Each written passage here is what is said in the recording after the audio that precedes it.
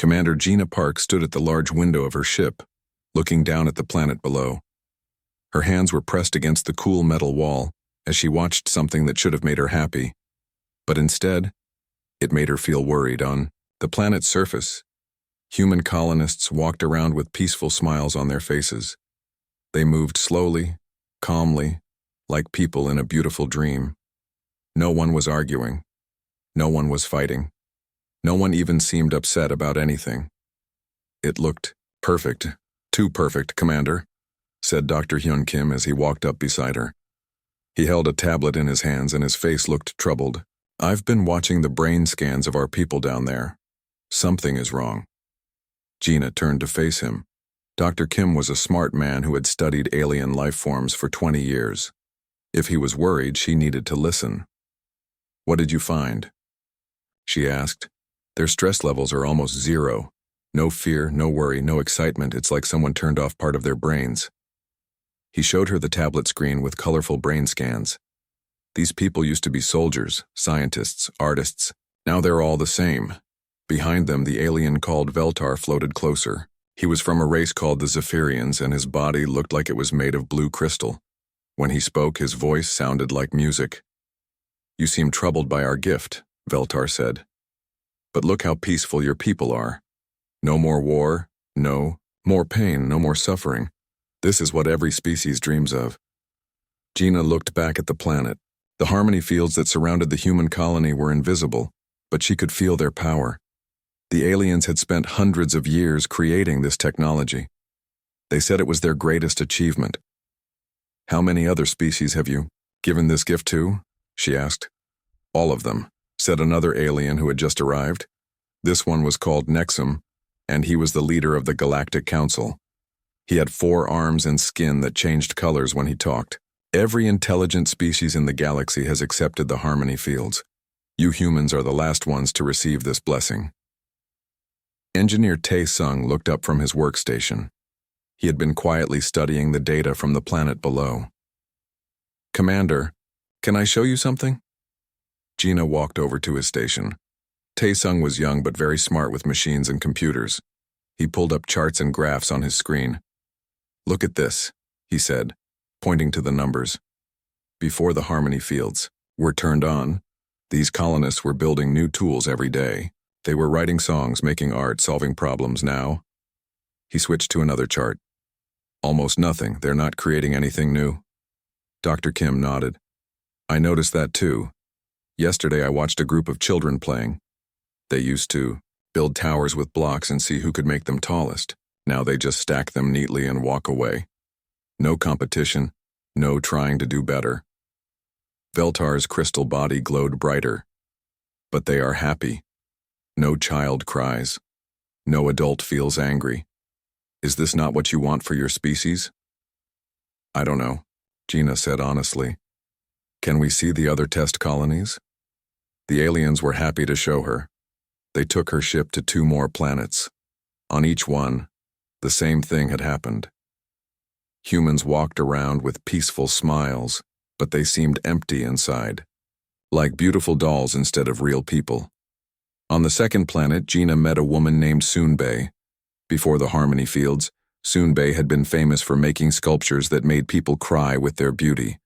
Her art showed pain and hope, and love all mixed together. Can you show me your new work? Gina asked her. Soonbae smiled that same empty smile and led her to a small garden. Her new sculptures were pretty, but they were boring. They didn't make Gina feel anything at all. Don't you want to make something that moves people's hearts? Gina asked. Soonbae looked confused. Why would I want to make people feel sad or upset? Everyone should be peaceful and happy. That night, back on her ship, Gina called a meeting with her officers. The room was full of people she trusted, people who had been with her through dangerous missions and hard times. What do you think? She asked them. It feels wrong, said Captain Soo-jin, who ran the ship's security. Those people down there aren't really alive. They're just existing. But they're safe, said Dr. Kim. No one is getting hurt. No one is dying in wars or accidents. Safety isn't everything, said Tae-sung. My grandmother used to tell me that flowers need storms to grow strong roots. Maybe people do too. The aliens were waiting for an answer. Every other species had said yes to the harmony fields right away. They couldn't understand why humans were taking so long to decide. Your people have fought wars for thousands of years, Nexum said to Gina.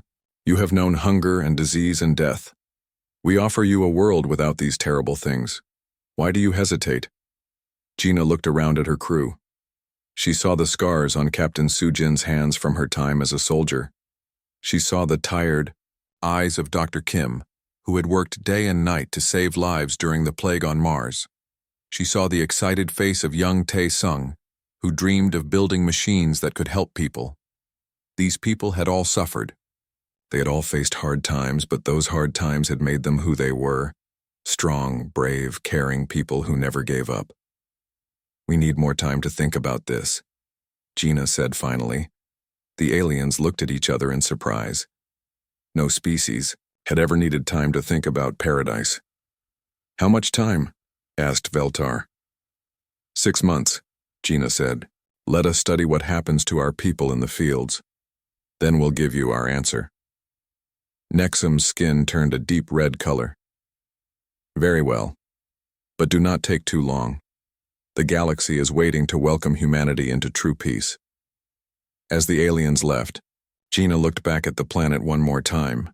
The people down there were safe and happy, but something important was missing. She just had to figure out what it was and whether her species could live without it. The hardest choice in human history was coming, and Gina knew that whatever they decided would change everything. 6 months had passed since the aliens had offered their gift to humanity. Dr. Mina Choi walked through the peaceful streets of New Eden Colony, taking notes on everything she saw. As the lead scientist studying human behavior, she had been watching, both the colonies with harmony fields and the ones without them. The differences scared her. In New Eden, where the harmony fields hummed invisibly in the air, everything was perfectly calm. People greeted each other with gentle smiles. Children played quietly together, never fighting over toys. Adults worked at their jobs without complaining or rushing, but something was terribly wrong. Mina stopped at the art center, where she had arranged to meet a sculptor named Soon Bae. Before the fields were activated, Soon Bae had been one of the most famous artists in human space. Her sculptures had made people weep with their raw emotion and beauty. Museums across Earth displayed her work. Hello, Dr. Choi, Soon Bae said with that same peaceful smile everyone wore now. Would you like to see my latest piece? The sculpture was pleasant enough, a smooth, curved shape that looked nice in the sunlight. But it was boring. It didn't make Mina feel anything at all. This is very different from your earlier work, Mina said carefully. What happened to those sculptures that showed pain and hope together? Soon, Bae looked puzzled. Why would anyone want to create something that causes distress? Art should bring peace and calm feelings. Mina wrote this down in her notes, feeling sad. The old Soon Bae would have argued about art for hours. She would have explained how beauty and pain were connected, how art needed to challenge people, to make them grow. This new Soon Bae didn't even remember why that mattered. Later that day, Mina visited the school. She sat in the back of a classroom and watched 12-year-old children during their free time. Before the harmony fields, these kids had been curious about everything. They asked endless questions, built wild inventions, and got into friendly competitions. Now they sat quietly, coloring pictures of flowers and smiling faces. When their teacher asked if anyone wanted to explore the dangerous-looking caves near the colony, no hands went up. But don't you want to see what's inside? Mina, asked one boy. He shook his head. It might be scary in there. Why would we want to be scared? Mina remembered being a child herself, always wanting to climb the highest tree or explore the darkest corner of her grandmother's attic. Fear and curiosity had gone together. Take away the fear. And somehow the curiosity died too. She left the colony feeling sick to her stomach. The next day she traveled to Frontier Station, one of the colonies that had refused the harmony fields. The difference hit her as soon as she stepped off the transport. The place buzzed with energy. People moved with purpose, their faces showing all kinds of emotions: worry, excitement, determination, joy. She could hear laughter from one building and heated discussion from another. Captain Sujin met her at the landing pad. Sujin's face was tired and marked with new scars, but her eyes were bright and alive. "Rough week?" Mina asked, noticing the captain's bandaged arm. "We lost contact with Mining Station 7 3 days ago," Sujin said as they walked. "Turned out they were trapped in a cave-in. We managed to dig them out, but it was close. 2 people in the hospital, but they'll live."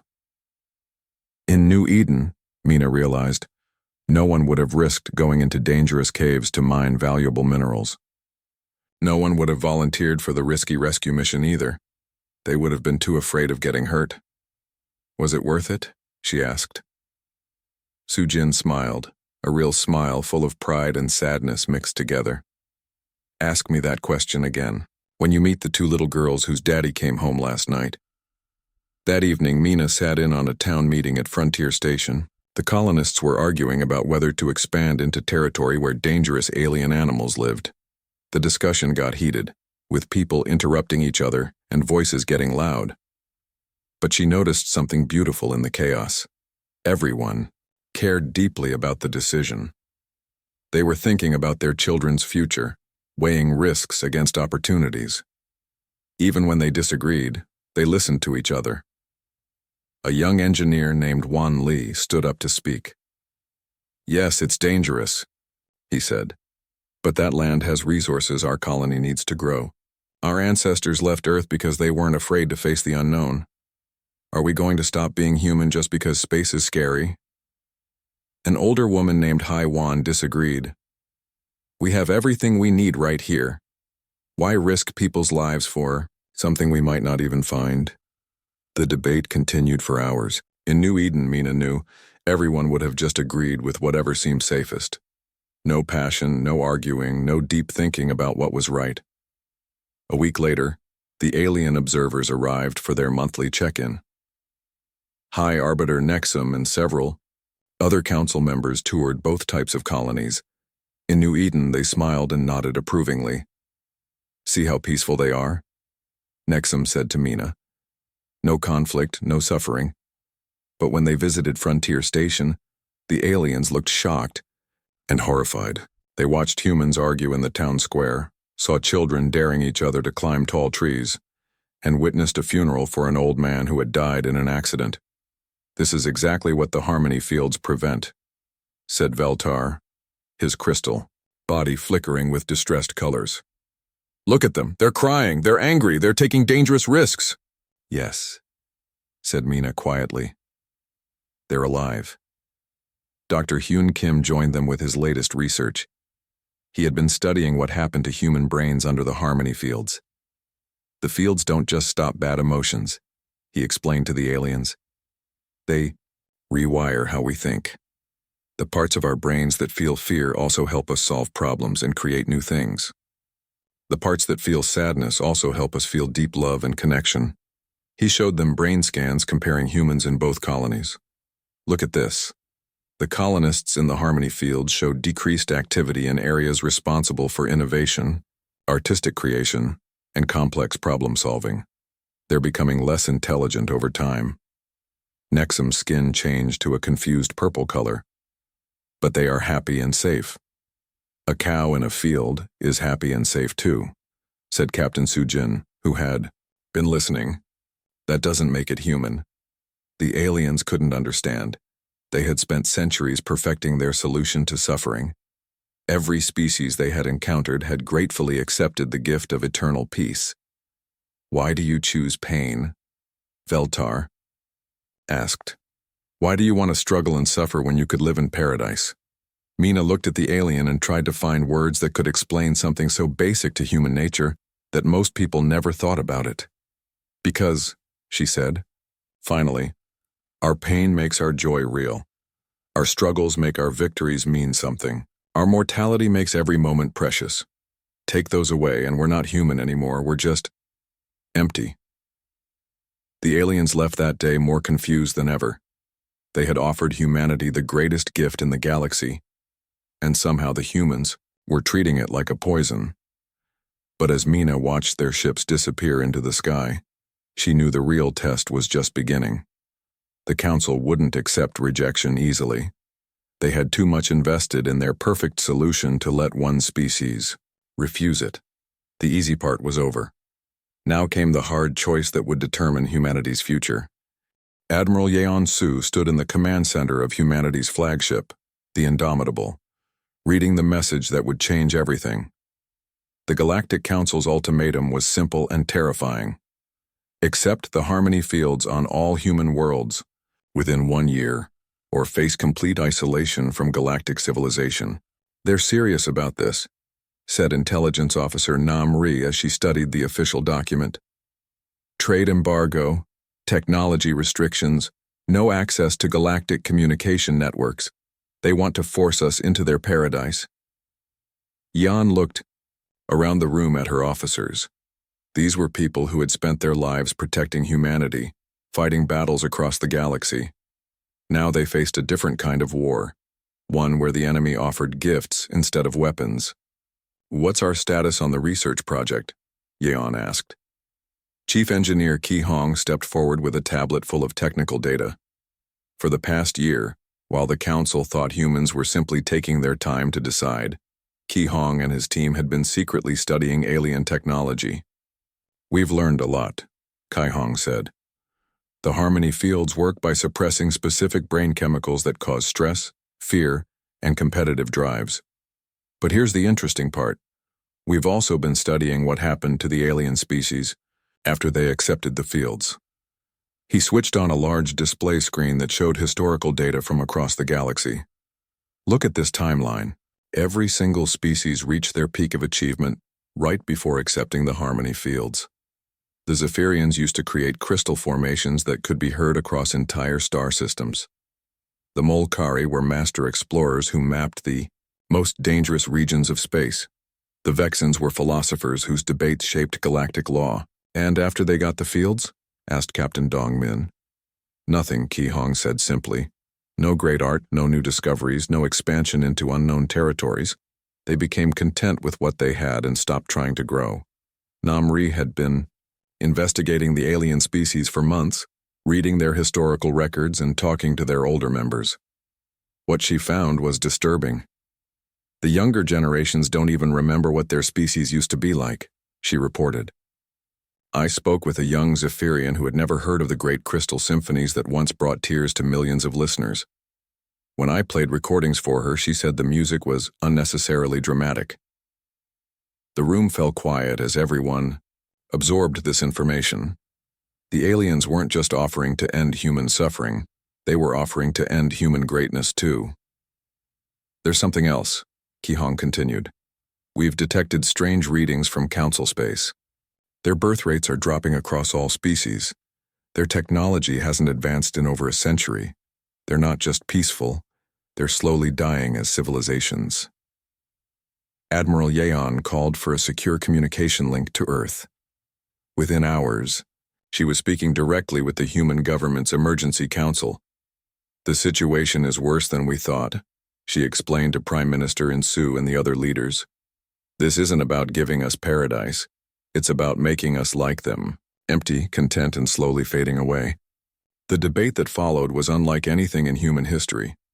Every government, every colony, every settlement had to decide not just what they wanted, but what it meant to be human. Philosopher Bo Ram addressed the emergency assembly on Earth with words that would be remembered forever. "We stand at a crossroads that no species has ever faced before. We can choose safety, peace, and comfort for all time. Our children will never know war, never know hunger, never know the pain of loss, but they will also never know the joy of victory earned through struggle, the beauty of art born from suffering, or the love that grows stronger when tested by hardship." The debates raged for weeks.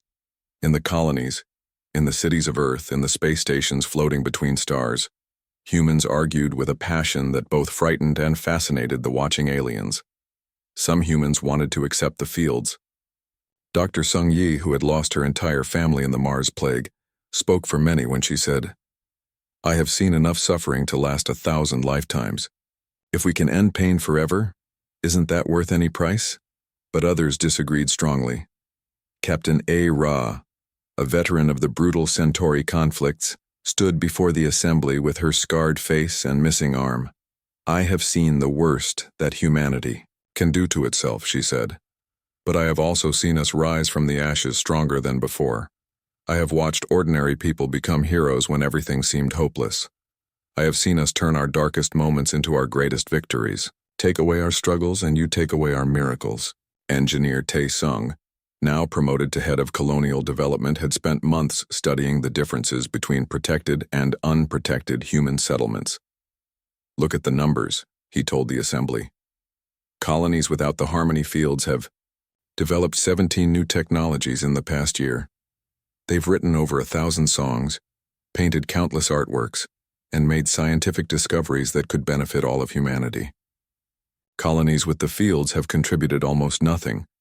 The alien observers watched these debates with growing alarm. No species had ever argued so intensely about accepting paradise. They couldn't understand why humans seemed to value their capacity for suffering. High Arbiter Nexum made a special trip to Earth to address the human leaders directly. "You argue as if conflict and pain are good things," he said, his 4 arms spread wide in confusion. "We have watched your species tear itself apart for millennia. Wars, genocide, slavery. These are the gifts you want to keep?" Prime Minister Insu looked the alien leader in the eye. "No, we don't want to keep those terrible things. But we want to keep our ability to choose to be better.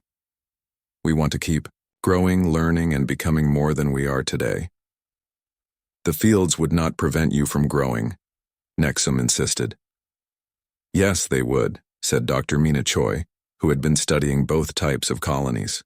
"Growth requires the possibility of failure.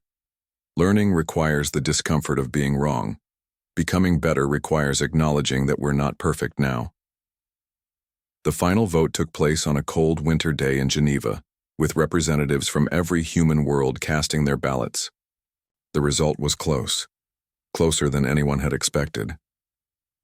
52% of humanity voted to reject the harmony fields entirely. The silence in the assembly hall was deafening. Then, slowly, people began to stand and applaud. Not because they were celebrating victory, but because they were honoring a choice that had cost everyone something.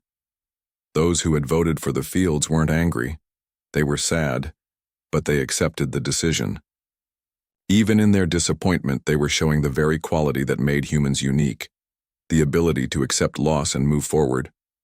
Nexum's skin turned a deep, troubled red. "This is unprecedented. No species has ever rejected our gift after seeing its benefits."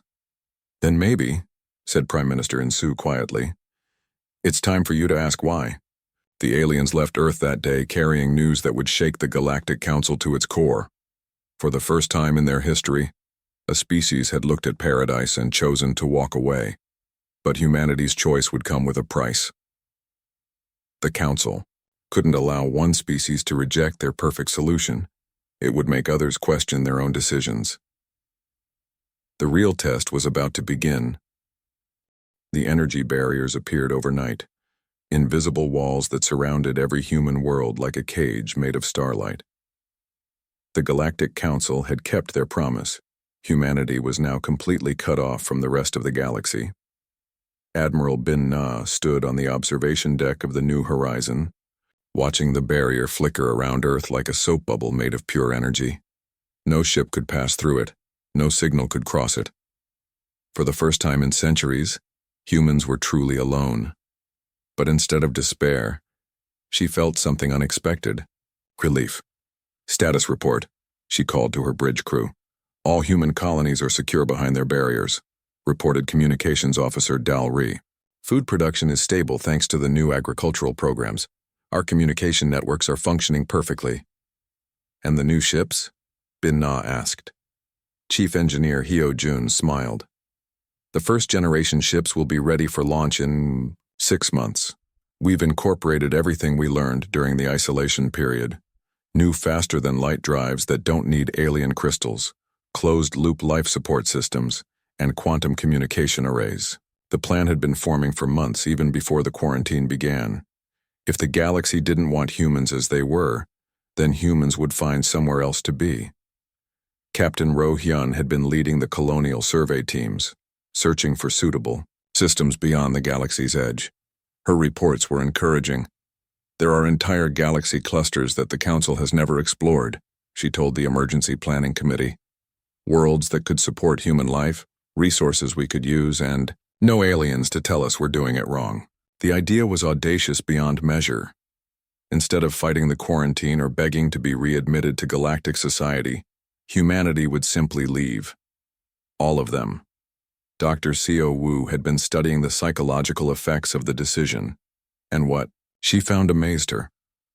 Crime rates have dropped to historic lows, she reported, not because people are being controlled, but because they're united by a common purpose. Suicide rates are down. Depression is becoming rare. It's like the entire species has found hope again. The hope came from having a goal that required the best of human nature. The generation ships needed to be perfect. They would carry entire populations across the void between galaxies. The journey would take decades, even with their improved technology. Colonist Hai-In volunteered for the first wave, even though it meant leaving everything familiar behind forever.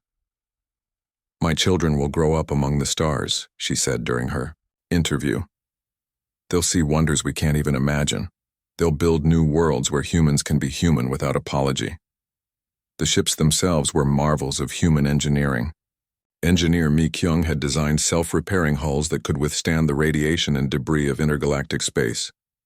Dr. Wan Sik had created gardens that could feed thousands while recycling air and water perfectly. But the most important innovations weren't technological, they were cultural. Philosopher Bo Ram had been working with artists and writers to preserve human culture for the journey. "We can't just carry our bodies to the stars," she said. "We have to carry our souls." The ships would have libraries containing every human story, song, and artwork. They would have schools where children learned not just science and mathematics, but poetry and music. They would have spaces for people to argue and debate and grow. Meanwhile, the aliens watched in growing confusion as humanity refused to collapse under isolation. The barriers were meant to be punishment, but humans seemed to be treating them as protection. High Arbiter Nexum called emergency sessions of the Council, trying to understand what was happening. "They should be begging us to lift the quarantine," he said, his forearms waving in agitation. "Every other species would have surrendered by now." But something strange was happening within Council space too. The young Zephyrian Velnara had been gathering others who remembered their people's lost arts. They met in secret, trying to recreate the crystal symphonies their ancestors had made. When the harmony fields detected their activities and tried to suppress them, Velnara made a shocking discovery. "The fields are getting weaker," she whispered to her fellow artists. "I can feel emotions I haven't felt in years. Curiosity, longing, even a little fear. It's like waking up from a dream." Similar groups were forming among the Mulkarian, the Vexans, young aliens who had heard stories of their people's achievements and wondered why they felt so empty inside. The Council was forced to increase the power of the harmony fields again and again, but each increase made their people more lifeless. Birth rates continued to drop. Innovation stopped completely. Some colonies began to fail as their inhabitants lost the will to maintain basic systems. Dr. Gan Wu, monitoring Council communications from his hidden base, reported the disturbing trends to human leadership. "They're not just stagnating," he said. "They're actively dying as civilizations. The harmony fields are killing them slowly, and they can't see it." But humanity had its own timeline to worry about. The first generation ships were nearly ready, and volunteers were being selected for the great journey. The selection process was unlike anything in human history. They weren't choosing the best and brightest. They were choosing complete cross-sections of humanity. Each ship would carry farmers and scientists, artists and engineers, philosophers and mechanics. "We're not trying to create perfect colonies," explained Colonial Administrator In Jae. "We're trying to preserve human diversity. Our strength comes from our differences, our arguments, our varied perspectives." Admiral Bin Na would command the lead ship, the Indomitable Spirit. Her crew included volunteers from every human world, people who had given up everything for a chance to keep humanity alive among the stars. On the day of departure, something unprecedented happened. The energy barriers flickered and weakened, for just a moment, and alien signals broke through. They weren't from the Council. They were from young aliens who had been watching humanity's exodus with growing wonder. Velnara's voice came through first. "We remember what we used to be. The humans showed us." Then a young Molkari. "Take us with you. We want to explore again." Even a Vexen philosopher. "We have questions we want to ask, debates we want to have." But the moment passed. The barriers strengthened again, cutting off the signals. The Council had detected the transmissions and responded by increasing the harmony fields to maximum power. Admiral Bin Na made the hardest decision of her career. "We can't save them," she told her crew. "They have to save themselves. All we can do is show them that another way is possible." The first human ships launched on a clear autumn day, their engines lighting up the darkness as they headed for the galaxy's edge. Behind them, Earth's barriers glowed more brightly, but ahead lay infinite possibility. Colonist Hai In stood at the observation window with her young daughter, watching their home solar system shrink behind them. "Where are we going, Mom?" the little girl asked. "Somewhere we can grow," Hai In replied. "Somewhere we can become everything we're meant to be." Years later, deep space monitors throughout Council space would detect strange signals from beyond the galaxy's edge. New music that stirred forgotten emotions, scientific discoveries that challenged established thinking, stories of ordinary people doing extraordinary things. The signals were faint and few, but they were enough. Young aliens across the galaxy began to remember what their species had once been. Some found ways to resist the harmony fields. Others began to question why they felt so empty despite their perfect peace. The Council tried to stop the signals, but they kept coming. Each message was like a crack in the foundation of their perfect society. High Arbiter Nexum, in his final recorded statement before the Council dissolved into chaos, said words that would be remembered forever. "We offered them paradise, and they chose struggle. We gave them peace, and they chose growth. We tried to save them from pain, and they showed us that pain was part of being alive. They didn't reject our gift because they were foolish.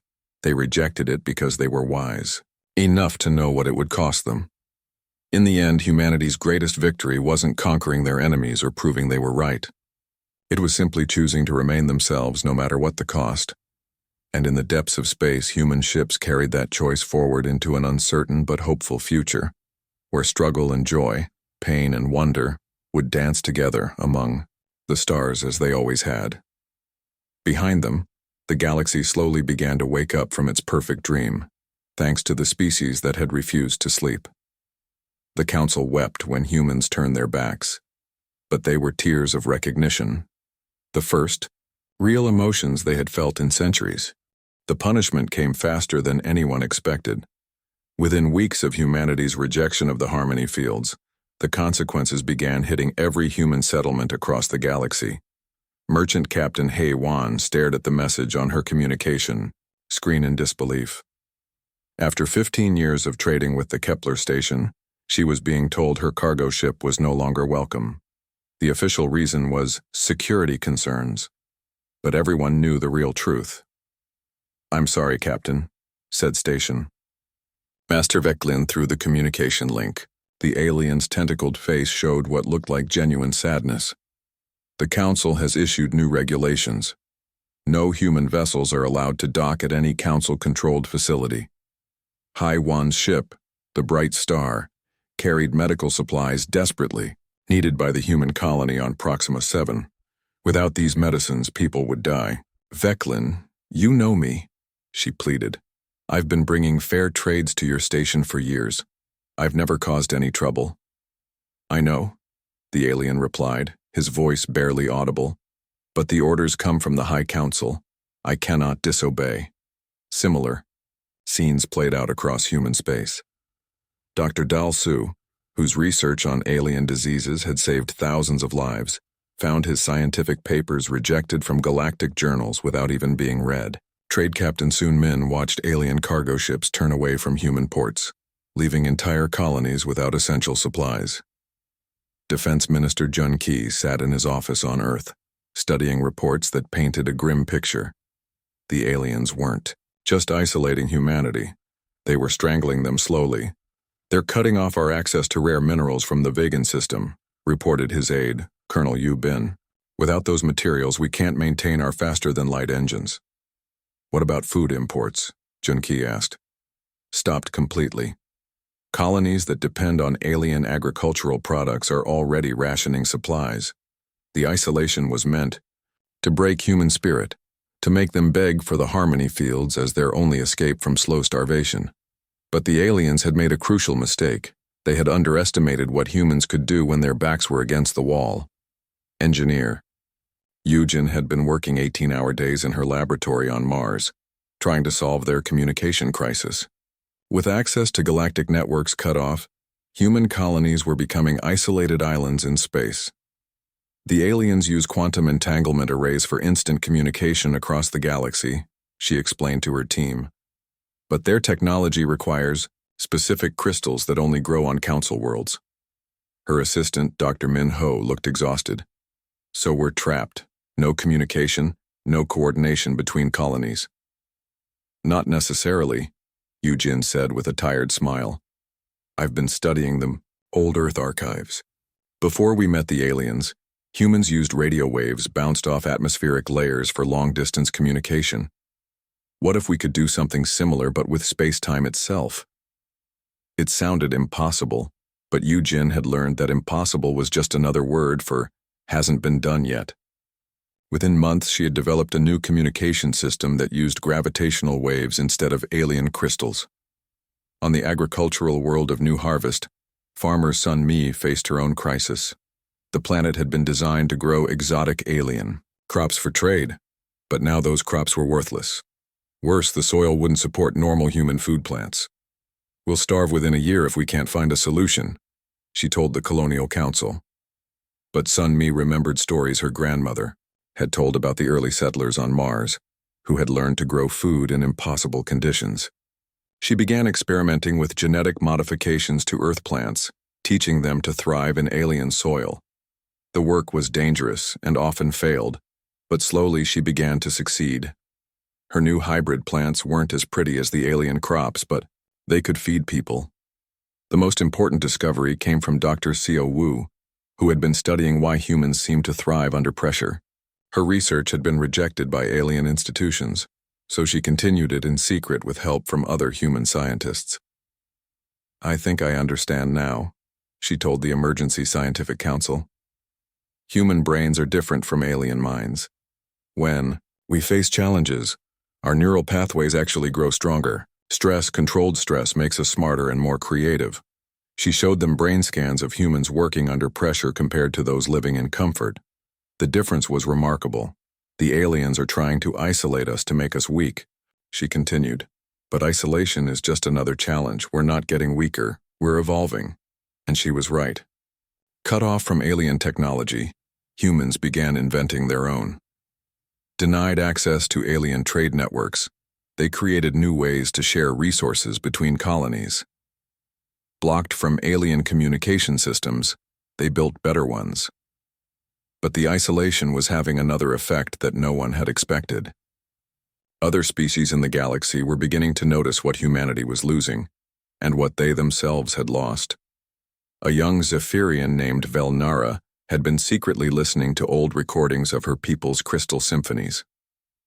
The music was so beautiful it made her weep, but when she tried to create similar art, the harmony fields made her feel guilty for wanting to express such intense emotions.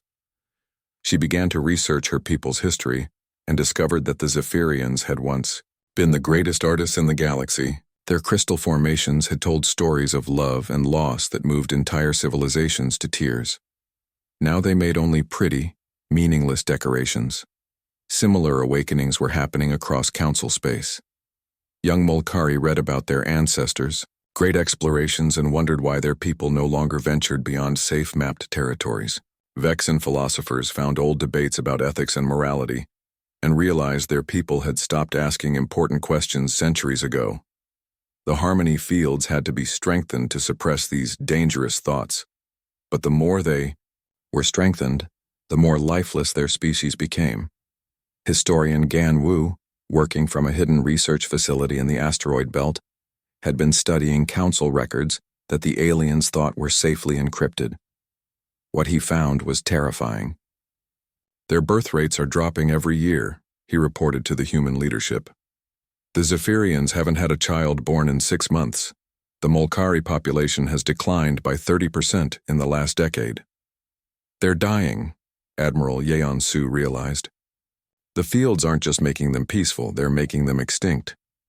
But the council couldn't see this. They were too invested in their perfect solution to recognize its flaws. When reports reached them about young aliens questioning the fields, their response was to increase the power. High Arbiter Nexum issued a final ultimatum to humanity. Accept the harmony fields within 1 galactic standard year, or face complete quarantine. We will place energy barriers around all human space. You will have no contact with the galaxy until you accept our gift. Prime Minister In-Su read the message to the emergency assembly on Earth. The room was silent as people absorbed the implications. Complete quarantine would mean no trade, no communication, no contact with the rest of the galaxy. Many human colonies might not survive. But then something unexpected happened. Instead of panic or despair, the assembly erupted in determined discussion. Not about whether to accept the alien demands, but about how to survive and thrive despite them. Captain Ro Hyun, the head of colonial development, stood up with a proposal that would have seemed insane a year earlier. We don't need them, she said simply.